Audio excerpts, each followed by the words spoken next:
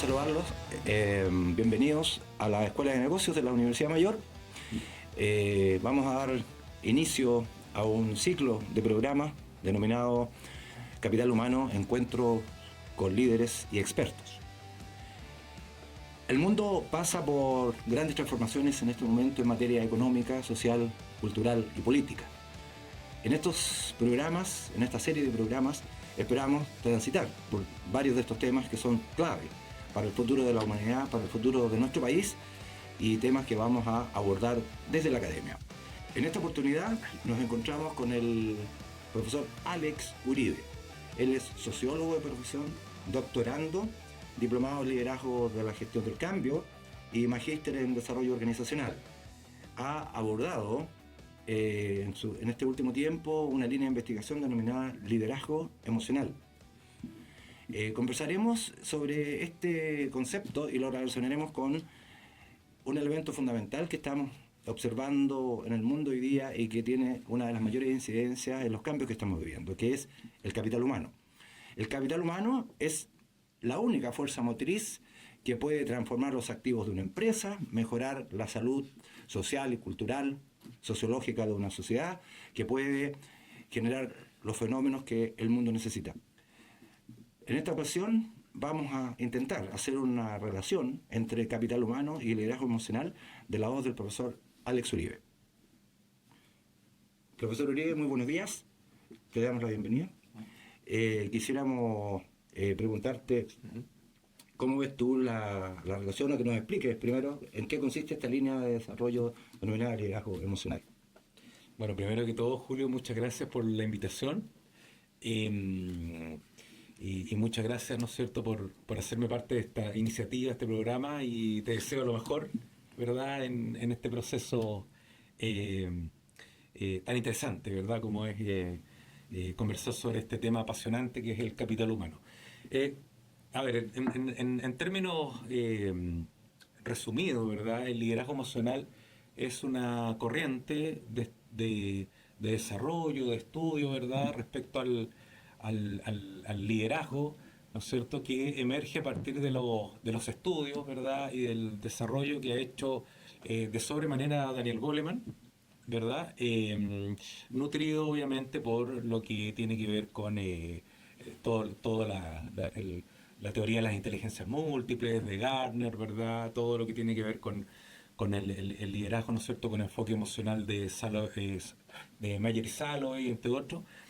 Y lo que busca es poder incorporar, ¿no es cierto?, en la gestión que desarrollan los líderes, los elementos asociados a competencias que vayan un poquito más allá de lo técnico, ¿verdad?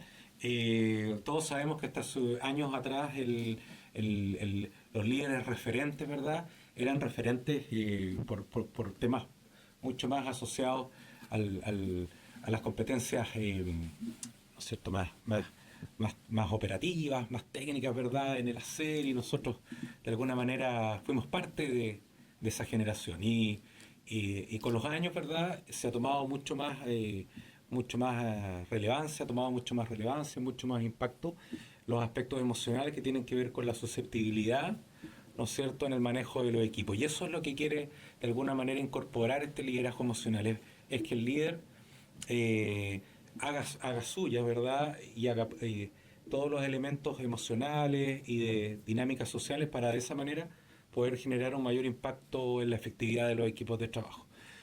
Más o menos por ahí va una explicación somera, pero podemos ir profundizando. Sí, entendemos. Hablando de transformaciones, lo que señalaba al principio en la introducción, las transformaciones implican algo, sobre todo en el nivel organizacional, que hemos llamado en los últimos años gestión del cambio.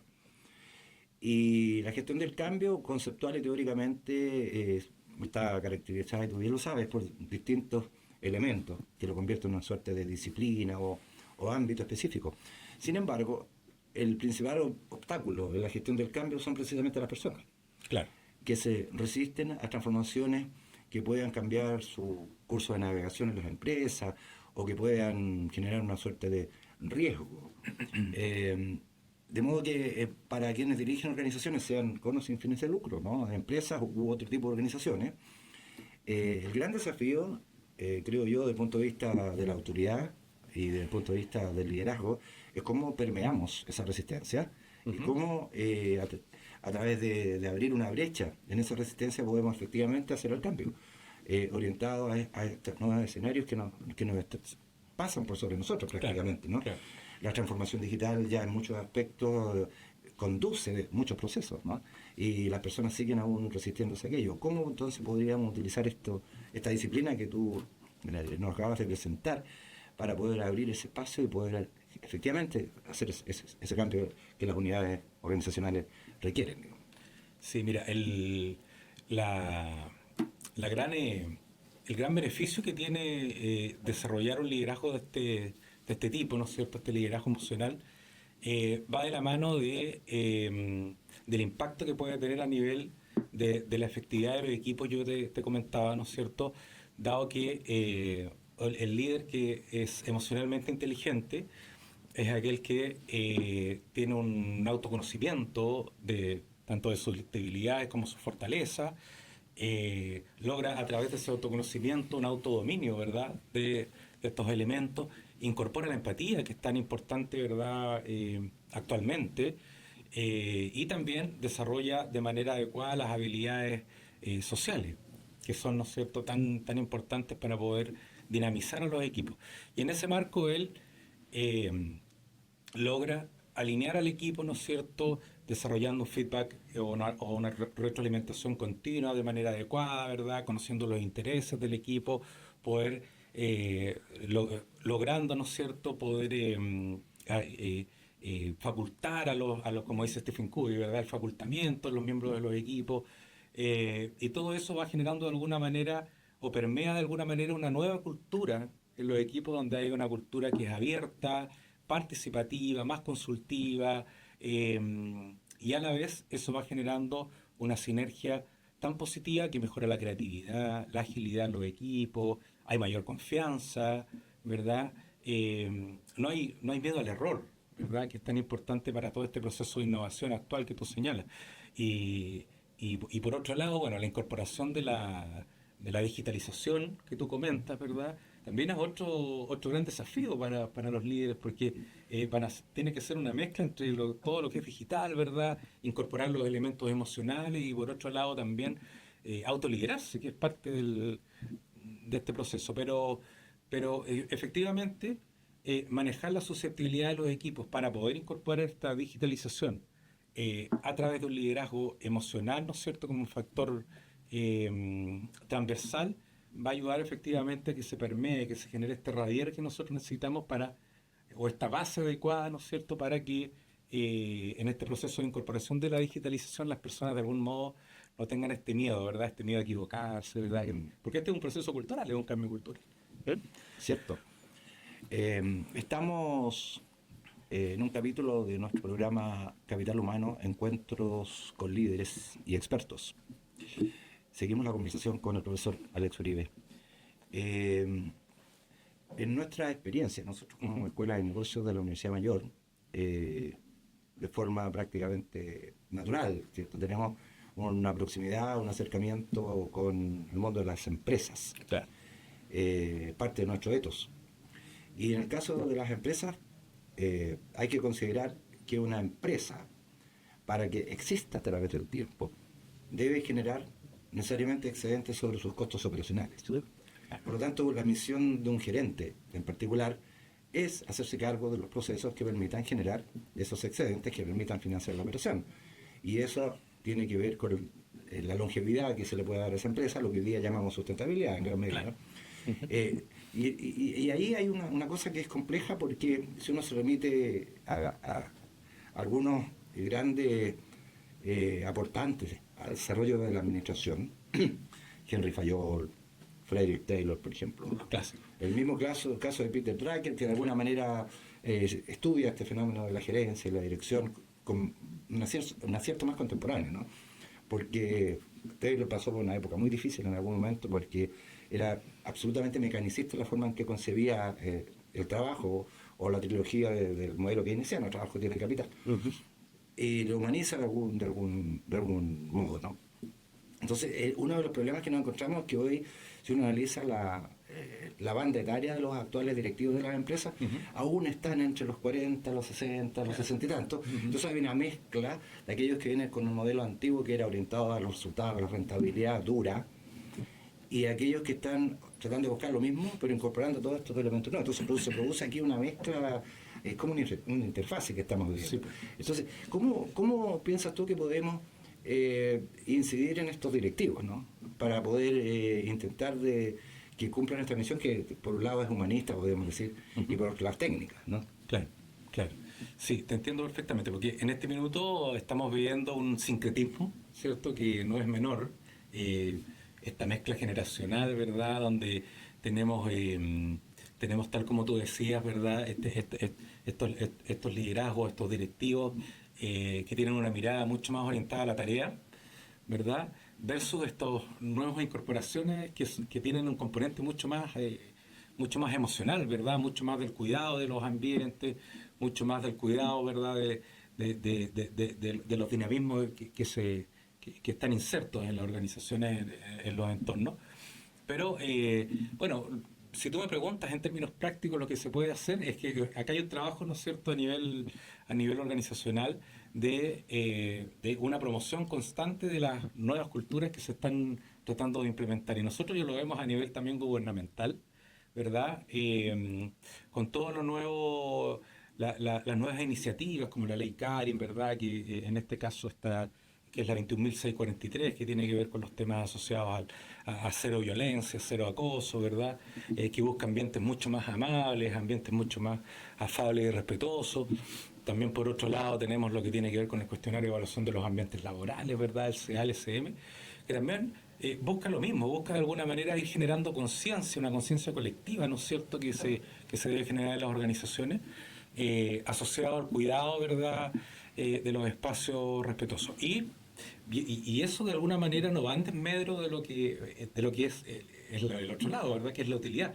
De alguna manera nosotros sabemos, ¿verdad?, de una manera clásica que al sentirse mejor en una organización, ¿verdad?, en un espacios laborales más adecuados, con mejores líderes, ¿verdad?, hay una correlación directa con los niveles de productividad o desempeño de las personas, ¿verdad? Porque si nosotros sabemos que si tenemos de alguna manera líderes que sean un poquito a la ultranza antigua, probablemente la curva en términos de desempeño va a estar en un primer momento, ¿verdad? Pero va a llegar un pic, ¿verdad?, donde los colaboradores van a caer en un burnout, ¿verdad?, qué sé yo, y luego van a bajar su rendimiento, su desempeño. Entonces, la clave está en la creación de conciencia en las organizaciones, ¿verdad? Para que una vez que a nivel de directivos, ¿no es cierto?, esto se incorpore, luego vaya cayendo como una cascada, ¿verdad?, a las jefaturas intermedias, directores intermedios, gerentes, subgerentes, ¿verdad?, supervisores, y esto permee un ambiente de respeto, un ambiente de cordialidad en las organizaciones. Finalmente va a tener eso, va a tener igual un aumento en las utilidades. Eso te lo he firmado acá, Julio.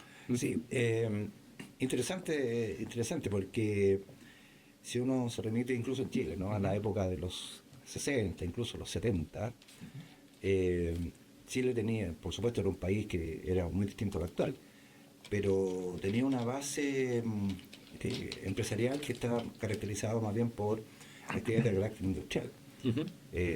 Procesamiento de madera, plástico, metales.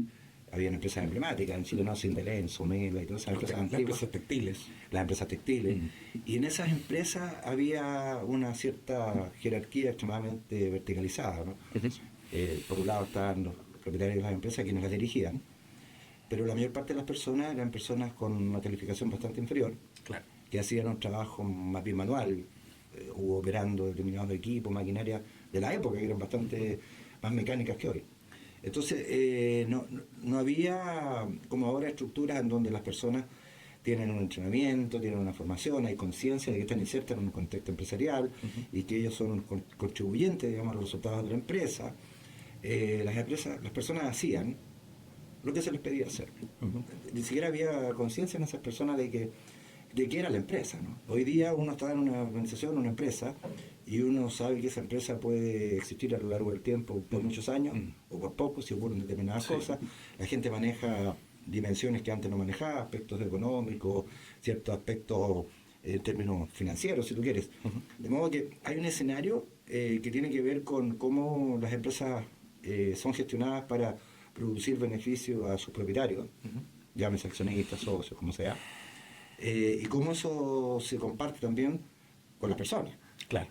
Para que efectivamente nosotros lleguemos a esa unidad y no solamente a aportar al desarrollo de esa empresa, sino que al desarrollo propio, porque detrás de cada individuo hay un proyecto, hay una familia, hay hijos, ¿cierto?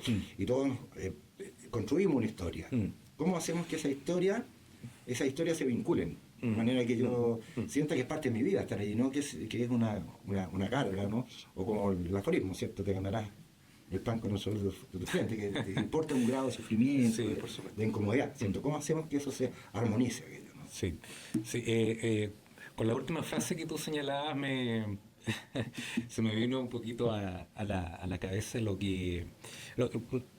en la generación, al menos la que yo me crecí, ¿verdad? Que era la generación del esfuerzo, la generación del tú puedes, ¿verdad?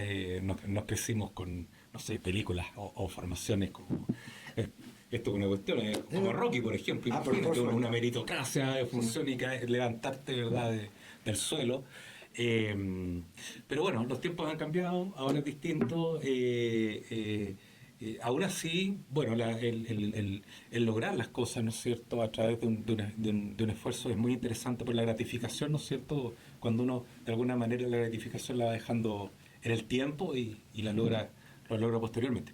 Pero hay algo que tú señalaste que es muy importante. En la actualidad, el que tú seas parte de una empresa, una organización, pide, ¿no es cierto?, pide a gritos lo que tiene que ver con el sentido de tu trabajo, ¿verdad? Tú en la actualidad quieres saber a qué contribuyes tú a los objetivos de la organización. Quieres tenerlo en claridad porque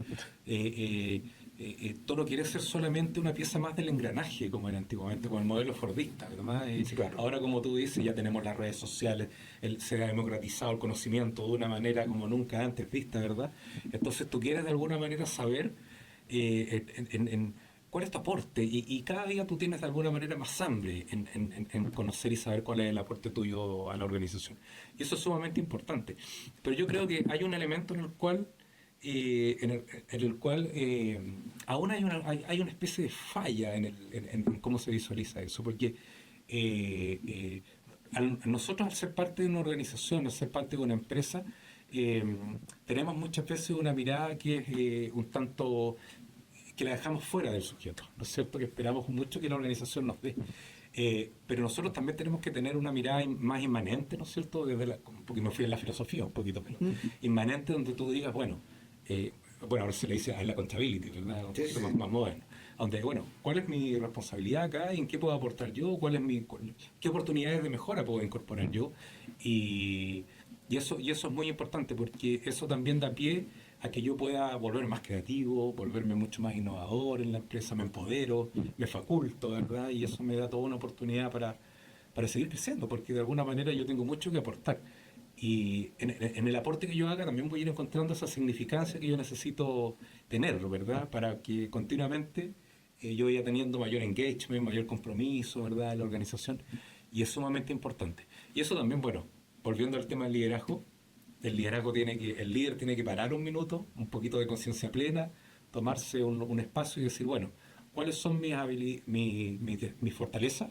Pero también cuáles son mis debilidades. Entonces yo tengo que tener un poquito de autocrítica ahí y decir, ok, aquí voy a mejorar y en esto tengo unos espacios de mejora y yo me voy a hacer cargo de esto para con eso aportar a la organización y aportar a que mis equipos de trabajo estén cada vez más en un espacio, una dinámica, ¿no es cierto?, más confortable, con mayor sentido, con mayor propósito, ¿verdad? Y eso ayuda de verdad a levantar el compromiso, ¿verdad? Y de alguna manera también y por qué no decirlo, ¿verdad? Que en el fondo va a tener consecuencias en la rentabilidad de la casa. Sí, y yo creo que hay que decirlo sin ambajes, porque el propósito de la empresa a diferencia de una entidad que se soporta sobre el presupuesto, por ejemplo, sobre la administración pública, es que tiene que generar los ingresos suficientes para que exista. Por lo tanto, la rentabilidad y los retornos de la utilidad es parte del lenguaje estándar, digamos. Claro. Si no hay esos excedentes, la empresa deja de existir. Y tomando en consideración un poco el ejemplo que tú dabas de Rocky, estaba pensando, hay dos momentos que uno puede comparar también. Por ejemplo, Charles Chaplin, Claro. en su famosa película Tiempos Modernos, donde hay un análisis, una crítica, una reflexión sobre cómo era la sociedad producto de la revolución industrial.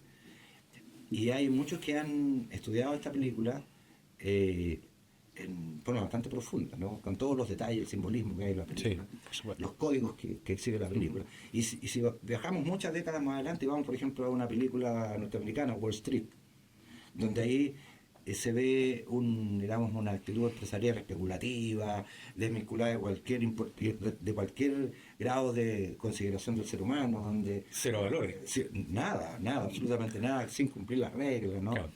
Claro, al final hay un guiño humanista, ¿no? Cuando se produce esto del sindicato, ¿cierto? Claro. En fin, y yo diría que en esa época hubo una serie de experiencias en distintos sentidos que posteriormente a eso, un poco lo que vemos hoy día en la formación de los gerentes, sobre todo los gente que se encarga de recursos humanos o la gente que tiene que dirigir gente, se han incorporado elementos humanistas en el lenguaje, en la formación formal, ¿no? Entonces ahora hemos ido de alguna manera asumiendo que coexisten estas dos dimensiones. Sí. Es más, lo que tú señalabas de la contribución a los propósitos de la empresa, la trascendencia individual respecto al total. Claro. Hoy es muy común en recursos humanos que las funciones que realizan las personas están asociadas a determinados objetivos estratégicos que define la administración superior, y por lo tanto yo sé que a la medida que yo cumpla con determinados resultados, yo voy a estar tributando ese objetivo estratégico que va a permitir la sustentabilidad de la empresa, que la empresa siga siendo próspera, no sé, saludable. De manera que a mí me interesa ese rol. Pero lo otro que encuentro que es maravilloso es que, a contrario censo, la empresa también invierte en los colaboradores capacitando, entrenando, orientando, de manera que no es como ocurría incluso en Chile en los años 60, 70, en donde muchas empresas se resistían a capacitar porque el trabajador se iba a ir a otro empleo y los iba a dejar abandonados. Pero nos damos cuenta que esto ocurre en un loop. Yo capacito, perfecto, tú encuentras una oportunidad y te vas. Pero yo contrato a otro que fue capacitado por otra empresa. Y eso produce una sinergia social y vamos increciendo. Sí, entonces, ahí te quería preguntar, ¿cuál tú crees que es el valor o la relevancia que tiene el trainee, la capacitación en el desarrollo de personas y de las empresas, como la función que tienen, ¿no? Sí, o sea, bueno, de sobremanera, la formación, ¿no es cierto?, la capacitación y el desarrollo es un tema fundamental para toda organización, y tal como tú lo señalas, nosotros de alguna manera no podemos pensar en las organizaciones de manera mezquina, ¿verdad? Debemos pensar que la organización es parte de una sociedad y toda vez que nosotros llevemos a cabo, ¿no es cierto?, formación de personas en las organizaciones, estamos ayudando también socialmente. El adquirir una competencia en la actualidad, ¿verdad?, ya sea a través de la modificación de la parte técnica, ¿verdad?, de la parte actitudinal, de la parte de la actitud, que es un componente fundamental en la competencia, es un factor relevante, porque tú puedes, ¿no es cierto?, generando un buen plan de capacitación, ¿verdad?, con una buena métrica de medición, con una buena ejecución, una buena implementación, después unas mediciones posteriores, ¿verdad?, para ver cómo se va moviendo la curva y cómo se mantiene, y ojalá tú después reforzando, ¿no es cierto?, porque recuerde que tú llegas a un pico y después vuelves a bajar. Es fundamental. Y bueno, y tiene dos elementos, porque por un lado tú vas a generar esta mejoría, ¿no es cierto?, esta contribución para que la empresa siga creciendo en términos de su savia, ¿verdad? Pero a la vez tú a la persona que es parte de tu empresa le estás entregando un conocimiento que él también va a poder llevar a nivel familiar probablemente. Y es algo que conversábamos hace un tiempo atrás, Julio, que una organización no tiene solamente colaboradores, sino que tiene colaboradores, pero a la vez tiene familias de colaboradores. Entonces, si tú de alguna manera tratas bien a tu colaborador, lo formas, ¿verdad? Le entregas ciertos beneficios adecuados, etcétera, etcétera, no lo está solo beneficiando él, sino que a la familia y con eso también un entorno, una comunidad. Y eso es lo que las organizaciones son organizaciones dentro de más organizaciones. Por supuesto, y ahí hay un tema bien interesante, porque si hablamos de las dimensiones más bien duras de las empresas, una es la obtención de excedentes o utilidades. Entonces, aparece un factor que siempre es un tema sensible en las discusiones, que tiene que ver con el salario.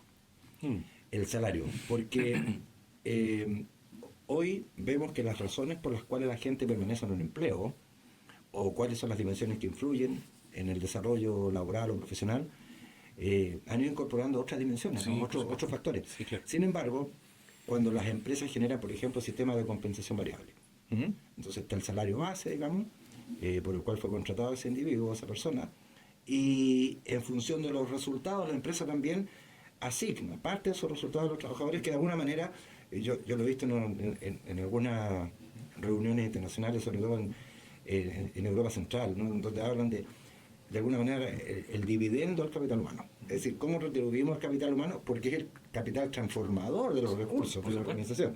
Entonces hay sistemas que permiten entonces que la gente diga, la empresa me capacita, me genera un clima, en fin, pero además se refleja en mi salario. ¿Y por qué toco este punto? Porque el salario es el que te va a permitir pagar la educación de los hijos, comprarse otra vivienda, ¿cierto? Tomar vacaciones, tener un buen plan de salud, qué sé yo. Entonces el salario sigue siendo un elemento clave, pero no solo individualmente ni aisladamente, que la demás, sino que hay otros factores que son muy importantes, ¿no? Sí. A tu juicio, ¿cuáles son, de alguna manera, el ranking, ¿no? De estas cosas que uno considera, o el empleado considera, ¿cierto? Las personas consideran para seguir construyendo la empresa, digamos. Sí, no, por supuesto. Y ese es un tema interesantísimo porque, claro, a todos nos gusta, ¿verdad?, recibir a fin de mes en nuestra cuenta, ¿verdad? Sí, Nuestro dinero, ¿verdad? Y tal como tú dices, obviamente nos sirve para todos los elementos higiénicos, ¿verdad?, que debemos tener. Sin embargo, claro, los últimos estudios igual han mostrado una tendencia de que hace un tiempo atrás, obviamente, el salario era el factor número uno para la retención, ¿no es cierto?, de las personas en la organización. Pero con el tiempo ha ido bajando en el ranking, ¿verdad? Y se ha puesto en primer lugar los temas ambientales, ¿verdad? El cómo me siento yo en la organización. El clima. Entonces ha tomado un factor preponderante el clima. Pero aún así, obviamente, el factor económico es no menor, es una compensación. Pero... O sea, no es posible concebir el trabajo si no existe tampoco el salario, digamos. No, por supuesto. Siempre va a estar. Siempre va a estar. Es la ecuación, digamos. Es la ecuación. Ahora, lo que sí, esto es una integralidad. Sí, por un lado tienes ¿no es cierto?, la retribución monetaria, pero por otro lado debes tener lo que es el salario emocional, que es todos los otros elementos no tangibles que te entrega la empresa, o la organización, pero que va a tener un impacto en tu emocional en la organización. Exactamente. Porque tú puedes estar de alguna manera muy bien parado, ¿verdad? Y no muy bien tratado. Y no muy bien tratado. Entonces, ¿hasta dónde vas a llegar? ¿Hasta dónde puedes estirar, ¿verdad? Hasta que no caigas con eso. Es importante lo valórico también en las organizaciones.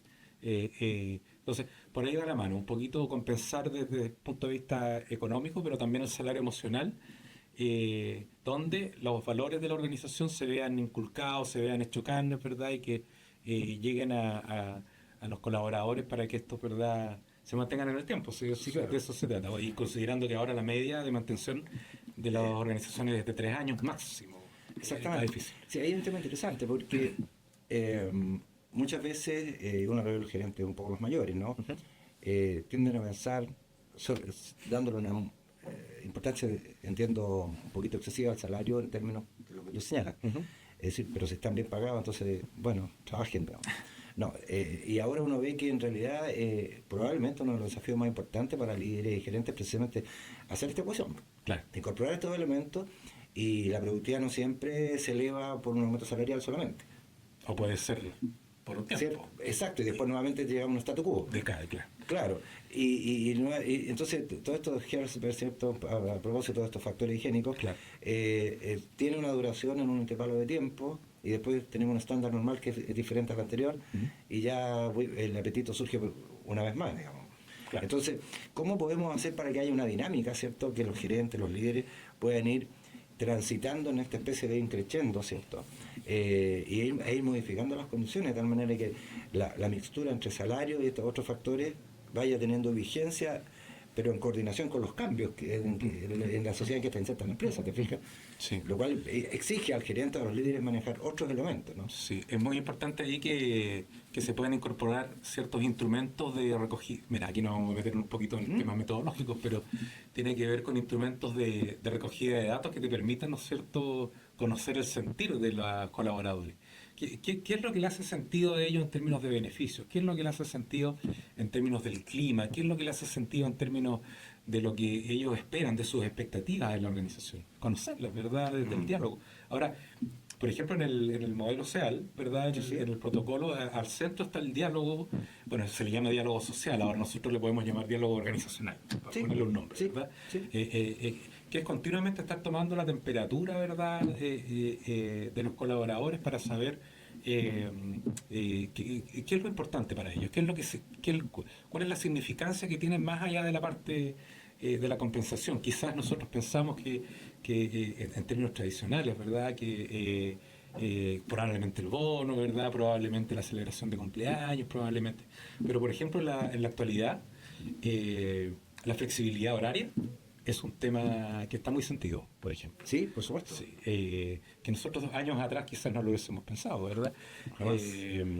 Todo lo que tiene que ver igual con cierta concepción del líder, ¿verdad? De tener conciencia, ¿verdad?, del espacio del otro, ¿verdad?, en términos de cosas muy prácticas. Una mamá que tiene que ir a ver al hijo, ¿verdad?, al colegio en estos tiempos, que va a bailar, qué sé yo, el baile de las cuecas. Sí. Claro. Y que el líder tenga una flexibilidad y le pueda permitir un permiso, ¿verdad? Todos esos salarios emocionales son muy bien valorados en este minuto. Sí, y yo creo que hemos avanzado bastante porque si uno recuerda un poco la época en que tuvimos la pandemia del COVID-19, Claro. El homework se miró con mucha sospecha al principio por parte de los líderes tradicionales, Claro. que era una forma de sacar la vuelta a distancia de los trabajadores. Claro. Ahí los temas de confianza. Se conectaba a tal hora, una reunión o lo que fuera, y el resto que hacía, no hacía nada. Y en circunstancias que hubiera estado elaborando un informe, Claro. incluso pensando en cómo iba a solucionar determinadas problemáticas, en fin. Pero hoy día de alguna manera hemos querido esa cultura donde ya entendemos, muchas personas han madurado y personas, en que el trabajo a distancia es preferible en algunas situaciones que el trabajo presencial, por distintas razones, ¿no?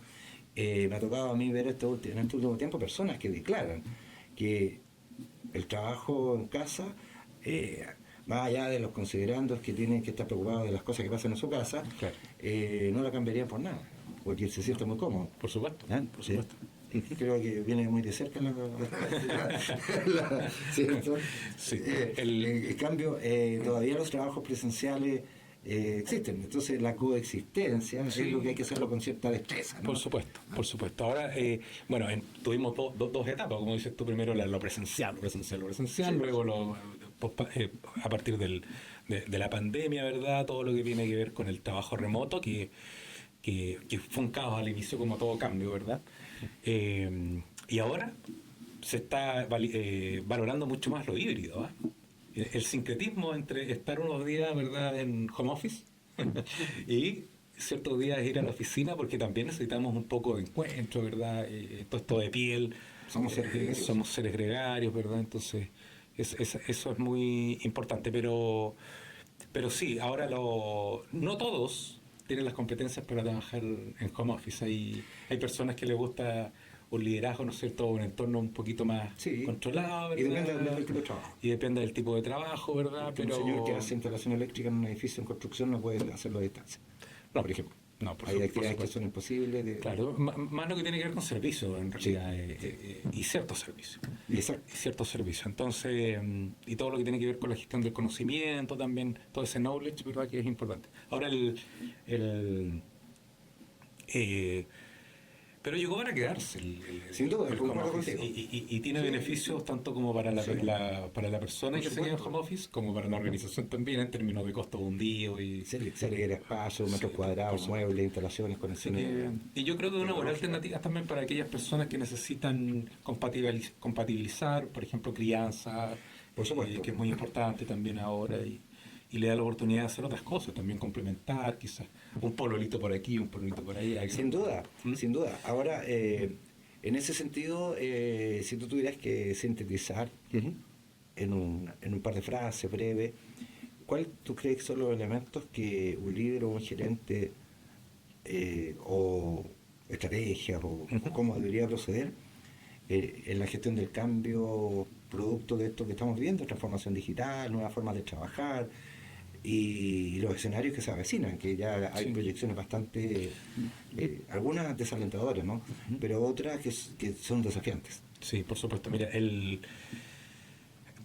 a ver, en la actualidad, ¿no es cierto?, con toda esta incertidumbre, esta volatilidad, ¿no es cierto?, con todo este entorno tan susceptible, ¿verdad?, con la emocionalidad tan a flor de piel que existe, es clave que el líder tenga o desarrolle ciertas prácticas que son fundamentales. Una, escuchar lo más que pueda, ¿no es cierto? Y de hecho en las encuestas de clima es uno de los elementos que aparece un poquito más abajo que el resto.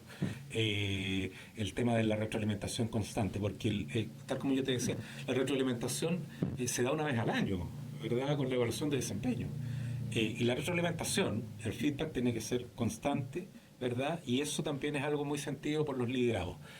Por otro lado, también el líder tiene que darse espacios para conocer los intereses y las expectativas de los liderados, ¿no es cierto? Saber qué espera, cuáles son sus proyecciones, ¿verdad?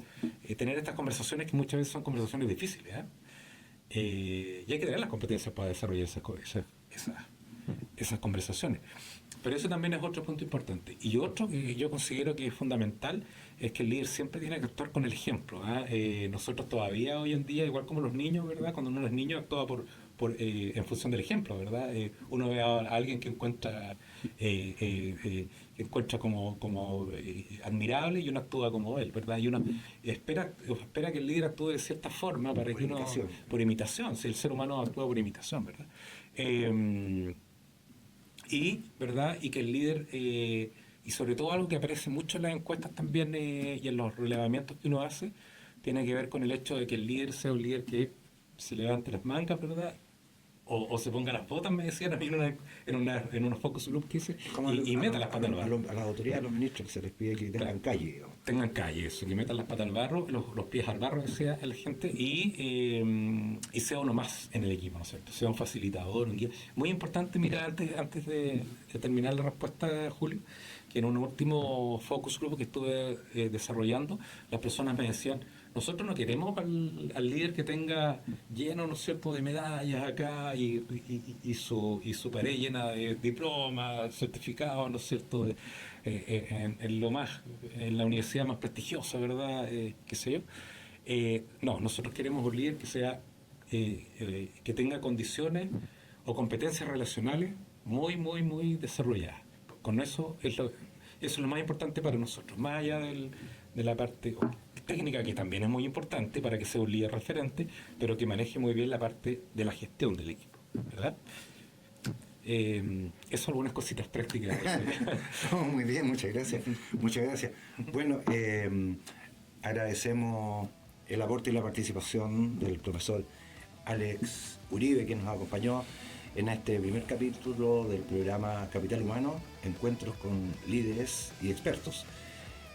La Escuela de Negocios de la Universidad Mayor invita a todos ustedes a una próxima edición con un nuevo personaje interesante, experto o líder en su campo del conocimiento, que nos pueda ilustrar y dar señales sobre los desafíos futuros que enfrenta el mundo de nuestra sociedad. Muchísimas gracias.